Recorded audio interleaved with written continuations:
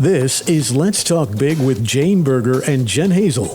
The Owens Community College Campus Read is taking place now and throughout the semester with the goal of bringing awareness of different perspectives through books. The Campus Read book is the New York Times bestseller, Tru Biz by Sara Novic. Tru Biz is a story of sign language and lip reading, cochlear implants and civil rights, isolation and injustice, first love and loss, and above all, great persistence, daring, and joy. Now, sharing passages, topics, and events related to the book is Owens Community College Director of Library Services, Jane Berger, and Professor of English, Jen Hazel. Welcome to Let's Talk Big. I'm Jen Hazel. My co-host is Jane Berger. And our guest today is Fleming, who is the chair of the Health Information Technologies Department. Yes. Welcome, Kita. Thank you. Thank you for having me. Oh, thank you for coming. It's so wonderful when we have guests. We love guests. I know. So Jane's most favorite words to hear me say. Jane, do you have a passage?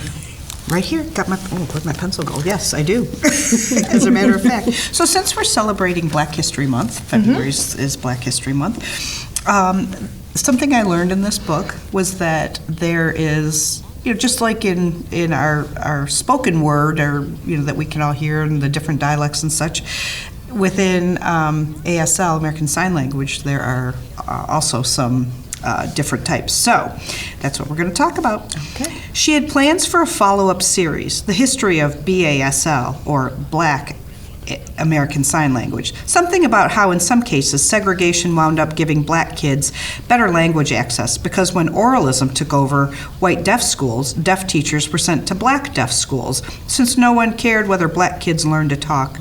She was still working on the angle, though.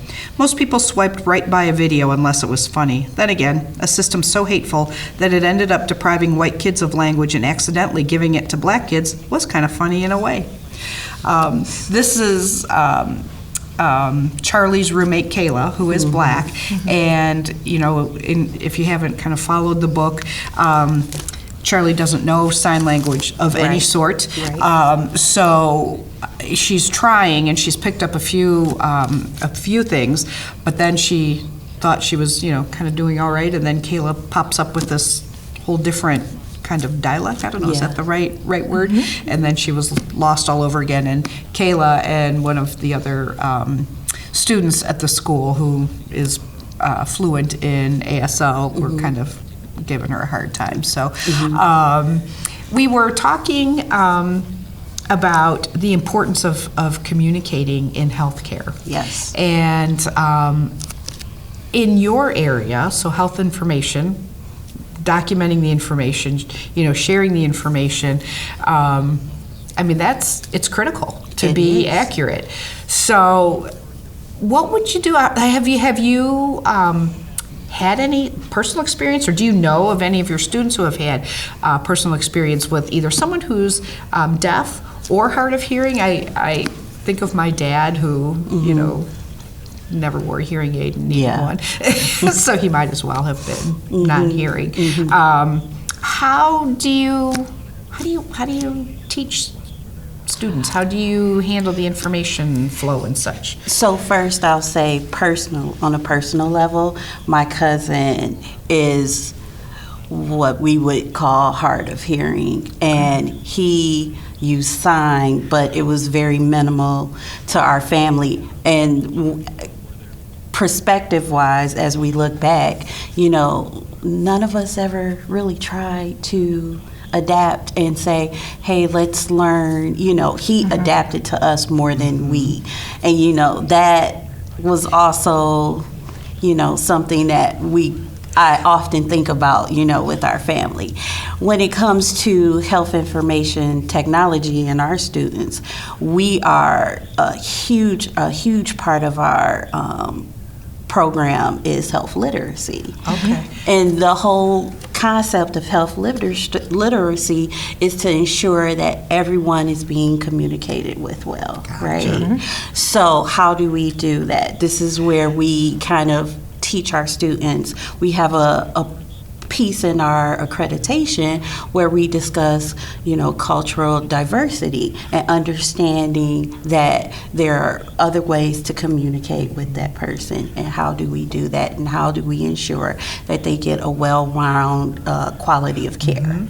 So That's good to know. yeah, it's major for us and our students, just to make sure that we understand our clients and we're giving them that best patient-centered, care.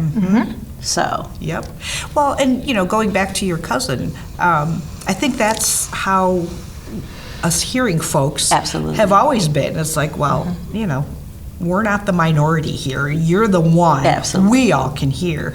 And But wow, unfortunately, how privileged. Yeah, right. Well, and Absolutely. unfortunately, I don't think this is specific only to deaf individuals. I No. think it is the one who is the minority. Absolutely, often it's is the- across. It's Yes. across the board. Yep. We tend to want folks to conform to what Yes. we think is right. Yeah. So, in an instance within the book, when they're discussing the implant, and the parents are like, yes, because they are disabled and they are, and they need to hear because hearing makes you better. Well, it's right. And it's right. Yep. It's the right Yep. thing to do. Yep. Well, this brings in patient advocacy, right? That's something that we focus on as well in HIT, knowing your rights, understanding informs consent, and understanding that matters. So just having those social, understanding those, that she really was, Charlie was not happy with the whole implant situation. That conversation could have been had, at seeing the health professional could have engaged with the parent to say, is this the right decision? Well, and no one asked her. It wasn't just the fact that, she didn't feel like she was part of any community, but it hurt. It was Yes. uncomfortable. It didn't work. It, shocked her. That to me was the bigger Right. thing. Are you not listening to what she's saying? And so it doesn't matter the age of the parent, I think. Well, and I mean then of the patient. I'm Right. sorry. They may be listening, but they're not hearing. Yeah. And Absolutely. speaking of listening, we got to wrap it up for I today. know. Which I know we I'm get sorry. started, and then it always feels that way. I know. But you know what? We'll just have to have you back. Yes, Kira. please. Well, thank you. All right. All right. Well, so listen to Let's Talk Big on Outcast OCCR, Owens Community College Radio, Thursdays at 7 and 10 in the morning and 7 and 10 in the evening. You can also listen to the podcast anytime. Find the Let's Talk Big link on the outcom.com website. That's outcom with 2 M's.